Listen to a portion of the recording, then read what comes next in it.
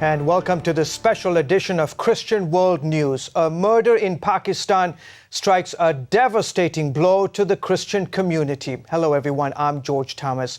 Christians in Pakistan are reeling by the loss of their most prominent advocate. Shahbaz Bhatti was the only Christian in the Pakistani government and an outspoken critic of the country's blasphemy laws. He died when Islamic militants opened fire on his car as he left his mother's home. At his funeral this week, Jarat Bhatti said his brother did not die in vain. Minorities and all peoples, those are suffering and those have no voice. I am not sorrowful today. I am proud that my brother gave his life for good cause.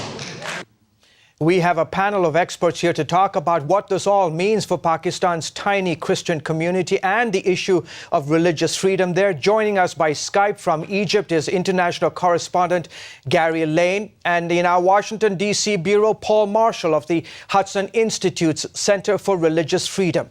And here on the set is Shahryar Gill. He is from Pakistan. He is an attorney with the American Center for Law and Justice. Guys, great to have you all on the broadcast. But first, we begin with my colleague, CBN reporter Jennifer Wishon, who tells us more about Shahbaz Bhatti and his mission.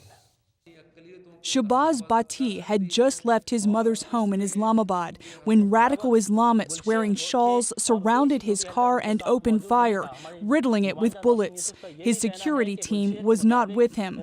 The 42-year-old had been leading the campaign against Sharia laws in Pakistan, especially the abolishment of blasphemy laws, which have been used against Christians. He had received threats from members of the Taliban and Al-Qaeda, but was determined to continue his work. I want to share that I believe in Jesus Christ, who has given his own life for us. I know what is the meaning of cross, and I'm following of the cross. And I'm ready to die for a cause. I'm living for my community and suffering people, and I will die to defend their rights. So these threats and these warnings cannot change my opinion and principles. Members of the Pakistan Taliban say they killed Bhatti. Some Pakistanis believe the blasphemy law has become a tool for extremist groups like the Taliban. Extremists, they use it as a tool against Christians and all other minorities as well. And government is not going after the extremists. And the extremists, if the government doesn't go after them, the extremists will become more powerful. They'll get encouragement and they will victimize more. In January, the governor of Pakistan's Punjab province, Salman Taseer, was killed by one of his own guards for supporting legislation to relax the blasphemy law and remove death as a punishment. The law came under international scrutiny after Asiya Bibi, a Christian woman, was sentenced to death for allegedly insulting the Prophet Muhammad. It's the type of case Bhatti was working to prevent. I prefer to die for my principle and for the justice of my community, rather to compromise against on these threats. Jennifer Wishon, CBN News. Thank you, Jennifer. Shahryar Gill, as I mentioned, is from Pakistan. He is a lawyer. This has got to be a devastating blow to the Christians in Pakistan. Right, George. In fact, minorities in Pakistan, especially Christians, were already not safe in Pakistan, and they were persecuted most of the time. And after this incident, you can imagine that if a person who is a higher official in the government and he's not safe with all the security that can be provided to him, how can an ordinary man on the street can expect from the government and the rule of law of the country? In terms of protection. Exactly. A very, very, very good point. Let me go to my colleague Gary Lane, who is joining us from Cairo, Egypt. Gary, you have information about a particular note you got today about the threats that are facing Christians in the future. Tell us about it. Yes, George, it was a note that was found alongside the body of Bhatti, and these are the people who were responsible for killing him. And basically, the note said that he was a blasphemer and he died, and they will send all others like him one by one to hell. That's a quote from the letter. You can see it on my blog, Global Lane, to read the entire letter. But the Christians are very concerned about this, as they should be. And George, I don't really see that this is going to go away anytime soon. I think the Christians are going to continue to press this because it's life or death for them. On that very issue of life and death, I go to Paul Marshall in Washington, D.C. Look, you have really championed the cause of religious freedom around the world. When you hear my colleague Gary mention a note about this, about the future threats facing this very small community, what's your reaction? I agree with Gary. This is a threat against, firstly, the entire Christian community. Shabazz Bhatti, there are archbishops and others, leaders in the church, but Shabazz Bhatti was probably the most high-profile Christian. And his killing in that note is a threat to all Christians that are already under threat. And then, as was mentioned, Governor Tazia, the governor of the largest province in Pakistan who opposed the blasphemy law, he was killed by one of his guards. So you're seeing people of moderation, people who believe in freedom, are getting assassinated increasingly in Pakistan.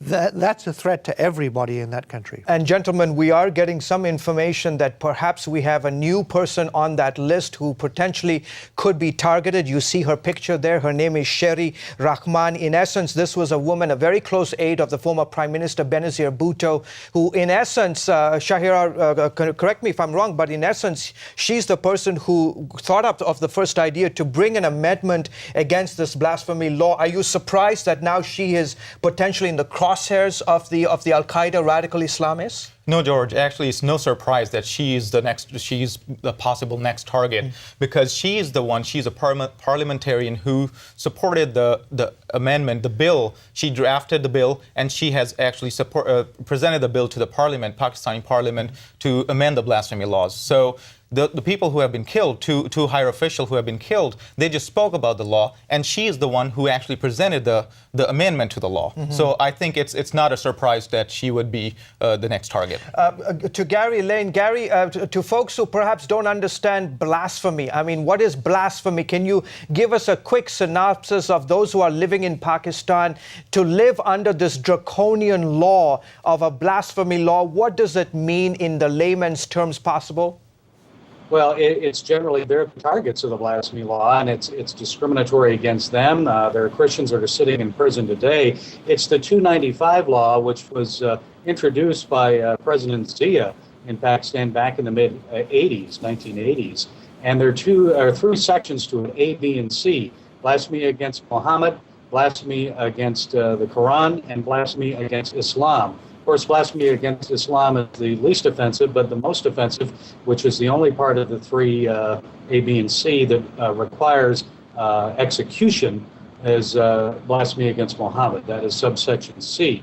But let me just say one thing about Sherry Rahman, because Sherry Rahman had received ongoing threats, daily threats, numerous threats by phone, emails. She knows that she is under threat right now and her life is in danger. So if you look at it, George, all three people who were speaking out for Asia Bibi and her situation, two of them are dead now. The third one is Sherry Rahman, and she needs some protection. That's right.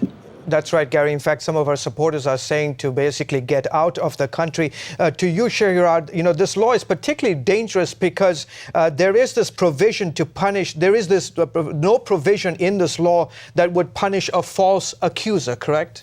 No, there is no provision that to punish false accuser. Actually, the law itself is discriminatory, and in fact, it doesn't even require an intent, which is the most important element of a criminal law. You don't have to have an intent to blaspheme or to say anything derogatory in regards to Islam. Mm-hmm. But as long as you have said something that I can perceive as blasphemous or derogatory to Islam, I can go to the police station and I can file criminal charges against you, and the law provides mandatory death penalty for it. Mm-hmm. And my understanding is that there are close to about 600 cases since this law came into existence. Look, the White House is obviously trying to get a grasp of this. Secretary of State Hillary Clinton knew Mr. Bhatti very intimately, and in fact, she had a very profound statement to make on the issue of human rights and those protecting religious freedom around the world. Here is what she said earlier this week. There's no doubt that Christians and other minority groups are feeling under pressure and are leaving countries from North Africa to South Asia because they don't feel protected. I think we need to do much more to stand up for the rights of religious minorities. And obviously, I'm deeply concerned about what happened to the Christians in Iraq and the Christians in Egypt. I'm also concerned about what happens to minority Muslim groups in Pakistan and elsewhere. And that was a comment by the U.S. Secretary of State a day before Mr. Bhatti lost his life. To you, Paul Marshall, are you encouraged by the words of our Secretary of State, or do you feel like the United States needs to do more than just talk? Both. I'm encouraged, and the U.S. needs to do more than talk. I think the administration generally has been very quiet about the persecution of religious minorities, especially Christians, and we're reluctant even to mention the fact it was Christians being killed in Iraq. So I think Secretary Clinton's statement is a step forward of recognizing and acknowledging what's happening. Now it remains to be seen what they do. If it stays at words, then it's a huge disappointment. It's just wind. But if they begin to act, if they raise these issues with the government of Pakistan and with the government of Iraq, if they look to specific protections for the Christian communities in Iraq, then that's an important step. Okay, Paul Marshall, stay right there in Washington, D.C., Gary Lane in Egypt, and Shahryar right here. We've got more to talk about this. When we come back, our own Gary Lane, as I mentioned, is in Cairo, where there are tremendous changes taking place. We'll continue our discussion with him, with Paul, and my guest here, Mr. Gill, to talk about the implications of what this all means for specifically, folks, Christians in the Middle East. I hope you will continue to watch us. Stay with us. We'll be back right after this.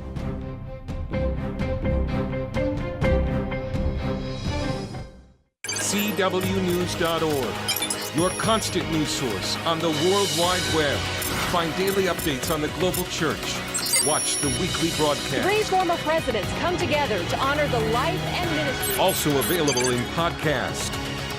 The in-depth insights into our reporter blogs. Taliban kidnapped at least 18 South Korean Christians. Your online news source for complete coverage of the global church. I want to talk to you for a few minutes about what may be God's best for you. In the new DVD, The Law of Expectation from Pat and Gordon Robertson, Pat shares the essential truth that enables you to receive the favor of God. God knows who you are. He knows everything about you. And God says, I love you, and here's what I'm going to do for you. Pat and Gordon Robertson bring you powerful principles of thought and behavior that can transform your life. Experience the joy of realizing your dreams, the power of finding purpose in your life, and the fulfillment that comes from building a deeper relationship with God. You'll see prosperity in your life. You'll see blessing in your life. Why? Because of God's favor. Get the Law of Expectation and experience the wonderful blessing God has for you. Available now. And I realized God was saying, look, you can keep doing this your way or you can do it my way. Your way, you got what you got. My way, I can work this out in such a way that it will astonish you. And so I remember saying, look, here's what's left of my life. You can have it. You can trust the Lord and He will do His work in your life, and you will be so glad that He did.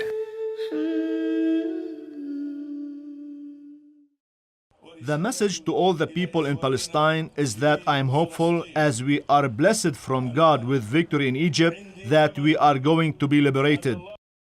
That's Egyptian cleric Yusuf al-Qaradawi calling for the liberation of Israel in Tahrir Square earlier this month. Qaradawi is the spiritual father of a group called the Muslim Brotherhood. They're based in Egypt, and it's his first speech there, in fact, in more than 30 years. Paul Marshall is joining us from the Hudson Institute. Gary Lane is in Cairo, Egypt, and here on the set of CBN News is Shahryar Gill, a Pakistani lawyer. Great to have you guys all. Let me go to Gary real quickly. Gary, Gary, you've had a chance. You just arrived on the streets of Cairo. You've had a chance to talk to Christians in Cairo. Give us a sense, a month after this revolution, how are they feeling? What's the pulse? They are very happy right now, George. They were very pleased today, jubilant. They had a celebration in Tahrir Square as their new prime minister was carried and hoisted on the shoulders of some of the celebrants there. His name is Sharaf, and he's the former transportation secretary or minister, and they're very pleased that he is now the prime minister, that the other man stepped down, and they're looking forward to him carrying out his promises. And his promises are to do what they want, and he's a man that is well loved by them. He may even run for president. Some people would like to see that. But I would say there is also concern here from the Christians I talk to about the future. They're happy that Mubarak is not here any longer. They're a little concerned about the Muslim Brotherhood and other extremists here in Egypt. They don't think they have broad support, but they want to wait and see what happens. And they say if they come to power or have any influence in a new government, it may be bad news for them. Paul Marshall, to you, sir, this new prime minister who was elected, who was chosen in Egypt, is actually a graduate of Purdue University. The Muslim Brotherhood and the issue and of their influence in Egypt, you followed them, you know about the plight of Christians in Egypt. Are you concerned about the role that they may play in any future government, perhaps any future election in Egypt? Yeah, I am concerned about the Brotherhood. So far in Egypt, things are hopeful. It's still a military government, but they've made the right steps, including appointing the prime minister, who had resigned earlier from the government a couple of years ago as a protest against corruption. So he seems to be an honorable and good man, and he could be the person around whom people rally. I think that's very hopeful. But the opposition group at the moment, which is organized, is the Muslim Brotherhood. And while in recent months they've tried to shade their views, look more moderate, they want an Islamic State. And that would make the situation for the Christians in Egypt worse than it has been. So I'm very worried about that. And Shahryar, to Paul's point about the concern of becoming an Islamic State, is that what concerns you from a lawyer perspective, that perhaps this entire process gets hijacked by this group that obviously has very good organization skills in Egypt for many years? Is that what concerns you? Yes, George. I think it's very important. It's a crucial concern for every one of us that radical groups take control of a country. And it's important to understand, because in the past, that's what the radical groups have done. Look at revolution in Iran. Look at at Pakistan, a Muslim government that was a radical, a president who was radical. He started blasphemy laws. He started Sharia laws there. And it's a grave concern for us especially the Christians living in Egypt, to have a Muslim government governed by Muslim Brotherhood. Just look at their bylaws. Mm-hmm. Muslim Brotherhood's bylaws. In fact, they took it off of their website. And the Brotherhood's bylaws basically say that their goal is to institute an Islamic government, Islamic caliphate. And that's their goal, to universalize Islam, to apply Allah's law to every part of the world. That's their goal. And on that very, very serious concern to you, Gary Lane, just the last few seconds that we have remaining, are you hopeful? You've covered the Middle East for a very long time. Are you hopeful? Are you concerned about what you see playing out today, not just in Egypt, Tunisia, perhaps even Saudi Arabia, Yemen, the list goes on. Your thoughts, final thoughts. There is concern about potential here, but I think I'm very hopeful. I'm hopeful for the young people here. I know the young people in Egypt. They're wonderful people, and they really would like to see freedom of speech, freedom of religion, more economic freedom and opportunity here. I believe in them, and I think if their voice is heard and they're strong in this, then they'll have victory in the end. Okay, Gary Lane, our senior international correspondent, calling us via Skype from Cairo, Egypt. Paul Marshall, who is of the Hudson Institute in Washington, D.C. Great to have you on the show. And here's Shahryar Gill from the American Center for Law and Justice. Gentlemen, thank you all for joining us on the broadcast. We have much more news from the global church, including the extreme makeover that's changing the lives of a missionary pilot and his family. That story coming up.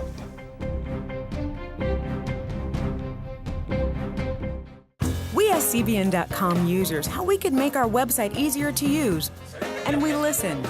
This is really easy to read and move through. The information opens up a whole lot quicker. Yeah, it's much faster. There's everything I'm interested in right here. The click of a mouse. The new CBN.com has been redesigned, making it faster to find your favorite 700 Club stories, musical guests, our online community, and special features. Anyone can enjoy this new site. Visit the new CBN.com today. Hi, I'm Gordon Robertson. Jesus told us that if we have faith, we can speak to the mountain and it will move. Are there mountains in your life that you're currently facing? How do you break through the limits of your faith and see the miracles God has promised you in His Word? My father and I have put together a special teaching, The Law of Expectation. In it, you'll discover how to train your heart and mind to expect great things.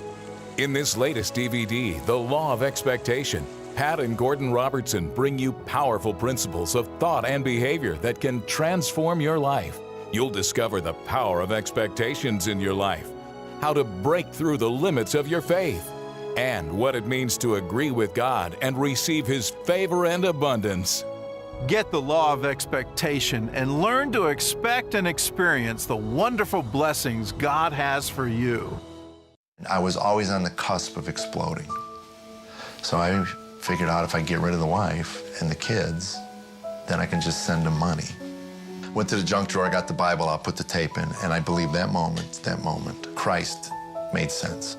There is no earthly reason why we're still married. It is a divine intervention, and I thank God, and showing me what love, grace, and forgiveness looks like.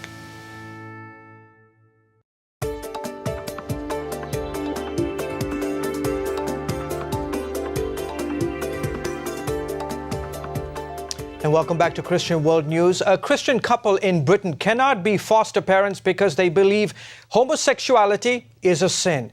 That's the ruling from a British court. Eunice and Owen Jones cared for foster children in the 1990s and applied to become foster parents again in 2007. But a social worker said their views on homosexuality raised concerns. A court declined to reinstate their application, ruling that a law protecting gay rights overrides the couple's religious beliefs. The Christian Legal Center reports the judges stated that Christian beliefs on homosexuality may be harmful to children. About a year ago, Joe and Cindy Hurston returned from a missionary trip only to find their home flooded because of a broken pipe. Unable to make repairs, the Hurstons lived in a small camper for about 6 months, but they stayed focused on their ministry and kept serving others. And then ABC's Extreme Home Makeover showed up, and the story comes to us from freelance producer Cindy Corbett and videographer Jay Brewer. One of television's most popular shows put a missionary pilot in the spotlight this month. The ABC television program Extreme Home Makeover chose the Joe Hurston family after severe water damage to their original home forced them to live in a trailer. But their personal problems were quickly overshadowed by the January 2010 Haiti earthquake. The Hurstons made the choice to forgo their own needs to help the people of Haiti. Fixing their own house would have to wait.